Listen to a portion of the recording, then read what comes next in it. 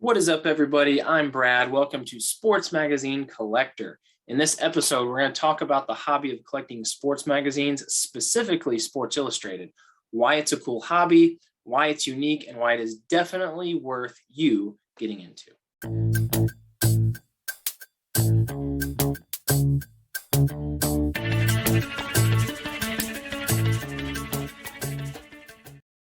So first off, let me just say, I'm a huge sports cards guy. I've collected sports cards for about 25 years. I've got a large collection, and I still really do enjoy sports cards. But in my honest opinion, now that I've gotten into collecting sports magazines, this hobby is a lot more unique and it's a lot more fun.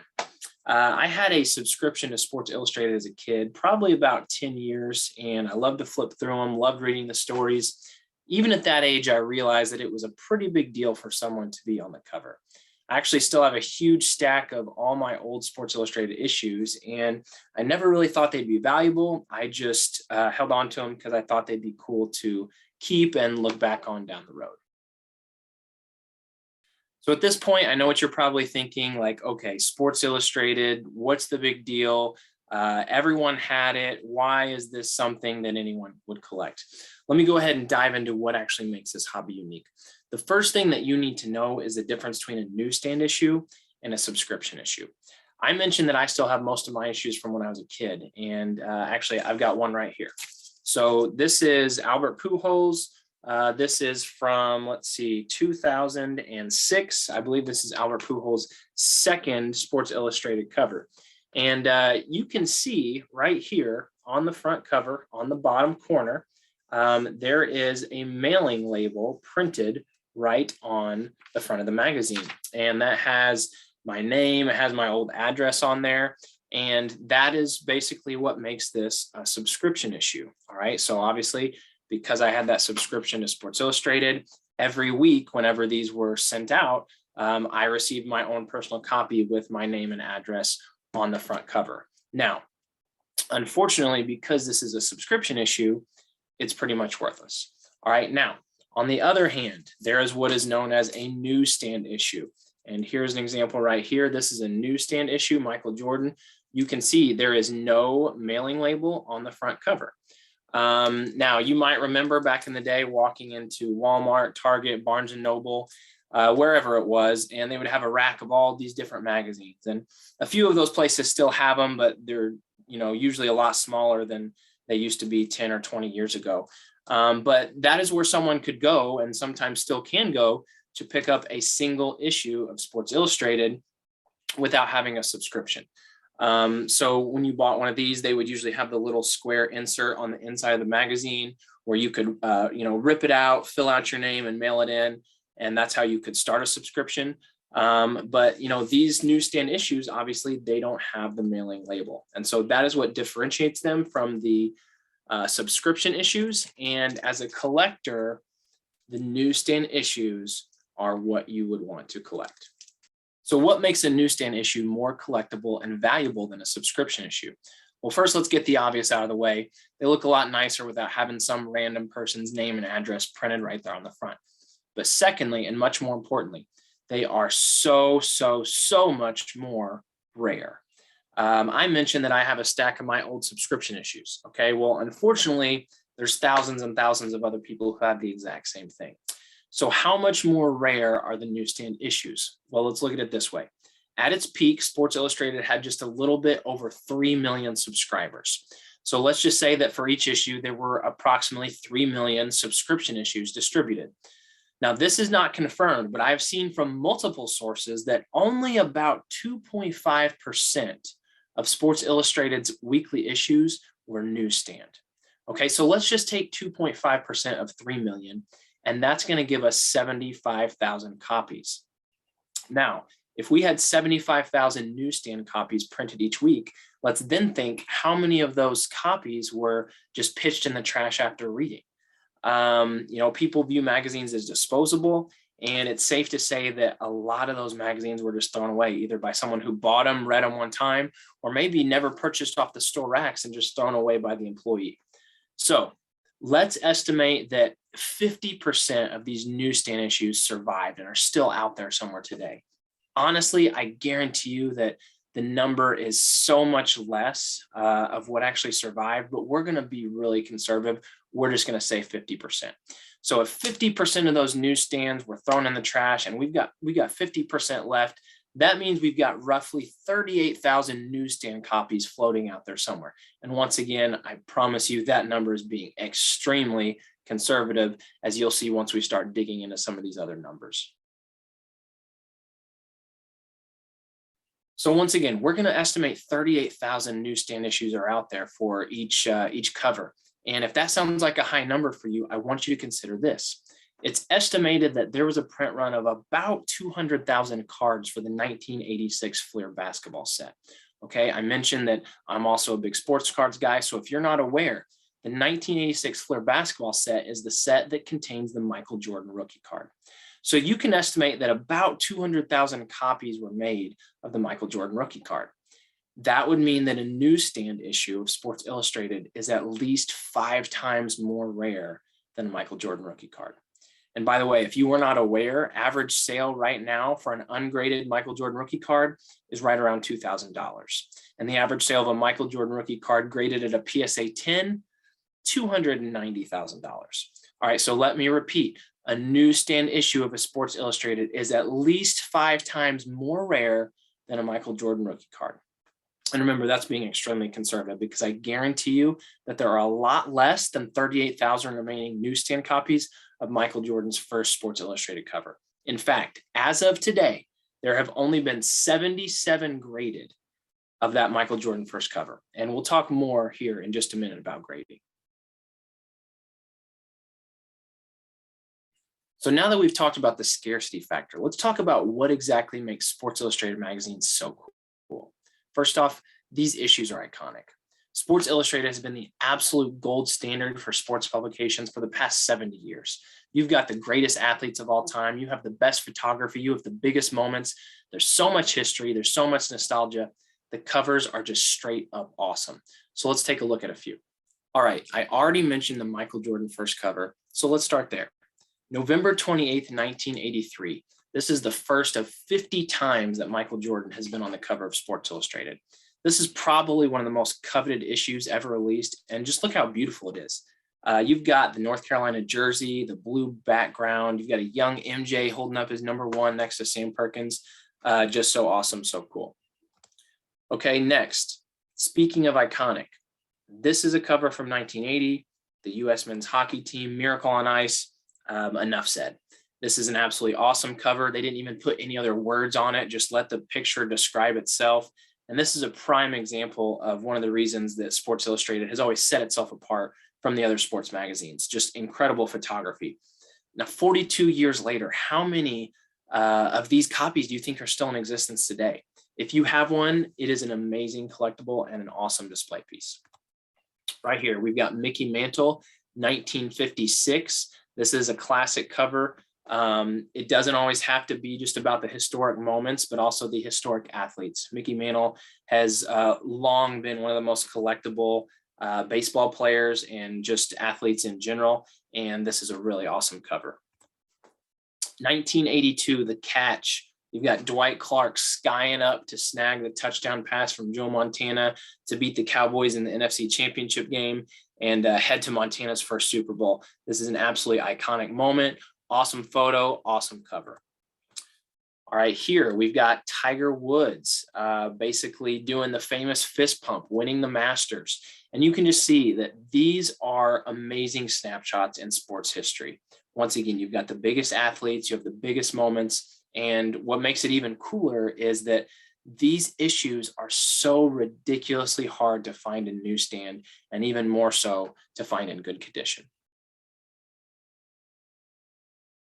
Okay, so let's talk for a minute about first covers. I mentioned the Michael Jordan first cover, so you may have already picked up on this. When it comes to collectability and desirability, collecting Sports Illustrated is just like collecting sports cards. The first cover, which could also be known as the rookie issue, is by far the most collectible and valuable to have. However, when it comes to rookie cards versus first covers, there's one especially important distinction that I like to make. Most athletes have multiple rookie cards. So let's take LeBron James, for example. This is a photo here of his first Sports Illustrated cover. But when you're going to look for a rookie card, you can search a rookie card checklist and you can see all the different options out there. And for LeBron James, you're going to have EX, Fleer, Hoops, Tops, Upper Deck, Bowman, Bowman Chrome, Finest, Skybox, Top Chrome, Ultra, SP, SPX. That's literally just to name a few. That's not even taking into account the box sets or all the parallels within these different cards. There are easily over 100 different variations of a LeBron James rookie card. But LeBron James has just one first Sports Illustrated cover. So that makes it exponentially more rare and more desirable, in my opinion, than his rookie cards. You could literally go on eBay right now and find multiple LeBron James rookie cards for $30 each. And that's because they're so plentiful, But as of today, guess how many LeBron James first covers have been graded by CGC? 186. We're talking a cover from 2002. It's barely 20 years old. The rarity of these Sports Illustrated issues blows away traditional sports cards. And in a future episode, I will take a much more thorough look at the similarities and differences between collecting Sports Illustrated and collecting sports cards. Now, let's talk about grading Sports Illustrated. First off, what is grading? Grading a magazine is when you send in an issue to a third-party company and they thoroughly review it. They're going to confirm its legitimacy. They're going to check and make sure all the pages are there. They're going to assign it a grade based on the condition of that magazine. They will slab it in a hard case for protection and display. And it's basically the same thing that's become extremely popular with sports cards. With sports cards, you've got PSA, Beckett, SGC, CSG. Those are some of the most popular grading companies. With sports magazines, pretty much the only legitimate grading company at this time is CGC.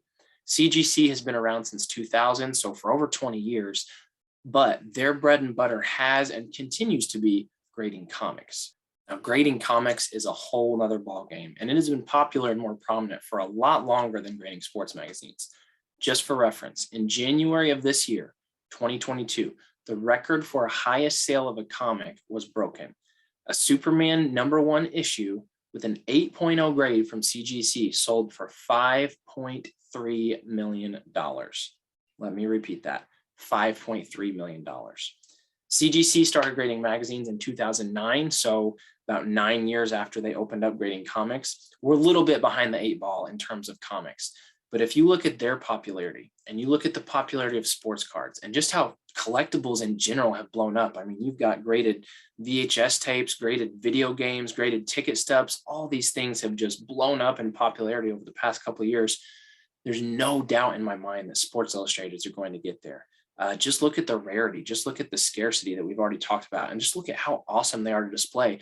They're basically a combination of comics and sports cards. And once again, when you look at how popular those are, Sports Illustrateds are going to get there. I'm 100% confident about that.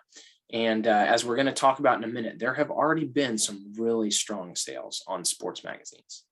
So when it comes to grading a magazine or a comic from CGC, the highest possible grade is a 10.0.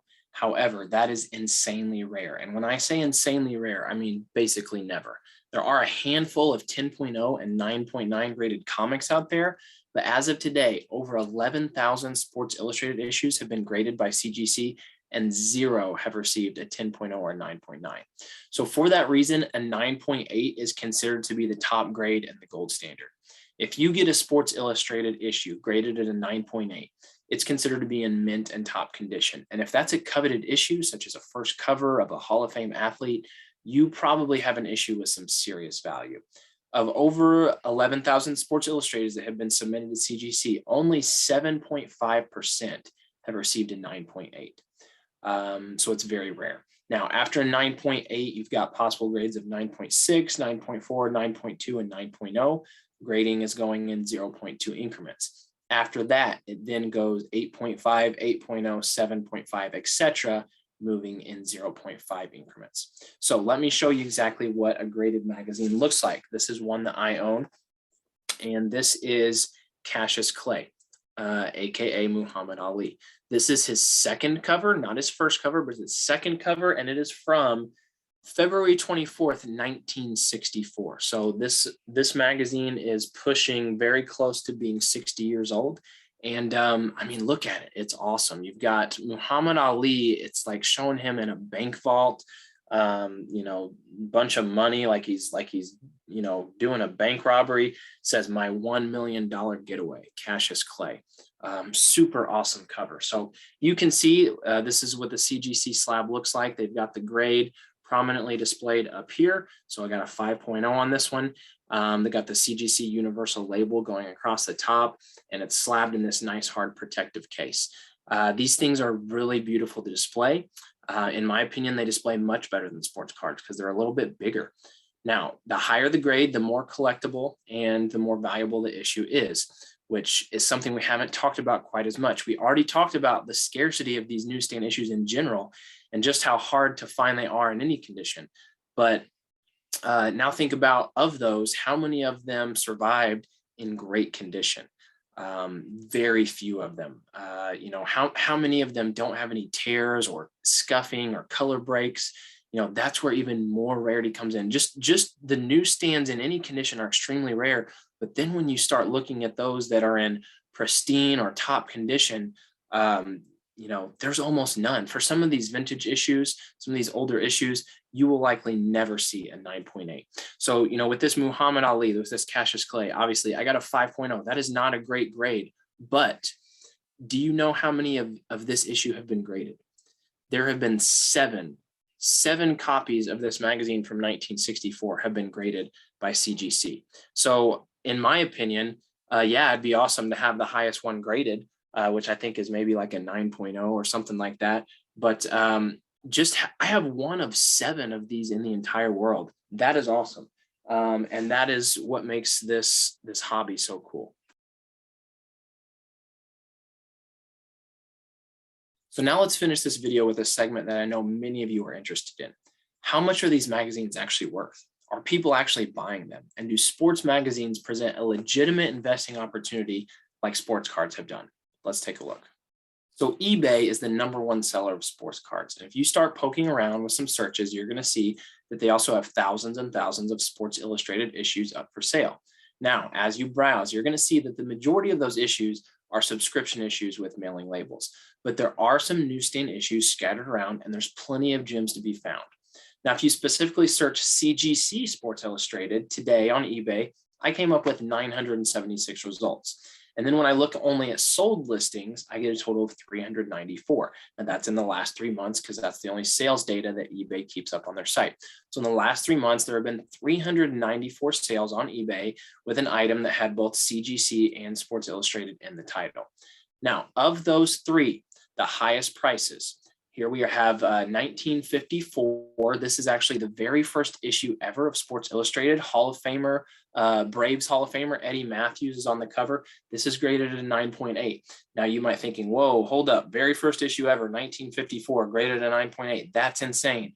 And normally, yes, it would be. This is a very rare circumstance because Sports Illustrated actually had a bunch of these first issues left over in a warehouse, and they sold them as collector's items like in the 90s and the 2000s. So a bunch of people got some really nice and never opened issues of these. This issue has actually been the most frequently graded of any Sports Illustrated issue.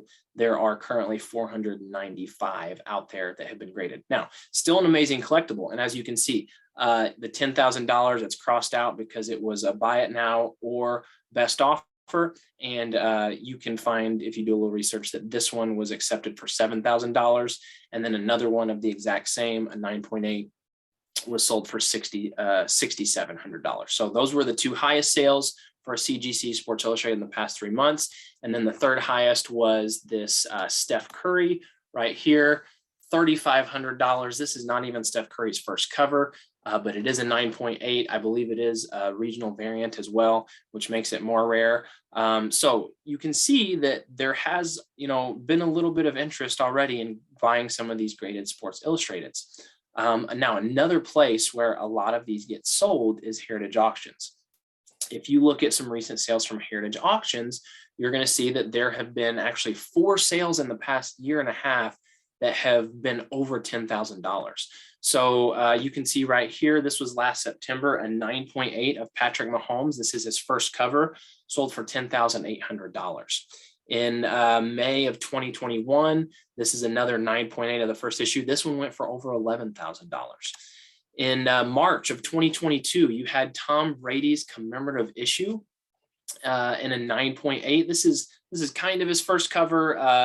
That'll be a topic for a whole nother episode because it's a commemorative issue after they won the Super Bowl. It wasn't one of the normal weekly issues, but this one actually came out before his first weekly issue. So there's a lot of collectability to both this one and his actual first cover, but you can see $13,800 for this one in a 9.8.